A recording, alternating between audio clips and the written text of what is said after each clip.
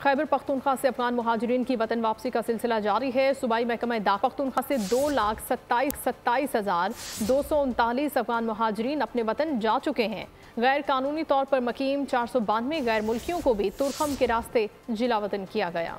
खैबर पख्तूनख्वा से अफगान महाजरीन की वतन वापसी। महकमा दाखिला के मुताबिक खैबर पख्तूनख्वा से 2,27,239 अफगान महाजरीन अपने वतन जा चुके हैं। तुरखम बॉर्डर से 2,23,503 अफगानिस्तान दाखिल हुए। अंगोरा अड्डा बॉर्डर से 3,317 अफगान महाजरीन ने सरहद पार की। खरलाची बॉर्डर से 419 अफगान बाशिंदे अपने वतन वापस गए। तुरखम बॉर्डर से 19,903 खानदान, 63,157 मर्द, 49,397 खवातीन और 1,10,948 बच्चे वापस जा चुके हैं। महकमा दाखिला का बताना है कि गुज़िश्ता रोज से 2,062 अफराद जिसमें 373 खानदान, 425 मर्द, 337 खवातीन और 818 बच्चे शामिल थे। तोरखम के रास्ते अफगानिस्तान वापस चले गए। गैर कानूनी तौर पर मुकीम 492 गैर मुल्कियों को भी तोरखम के रास्ते जिला वतन किया गया।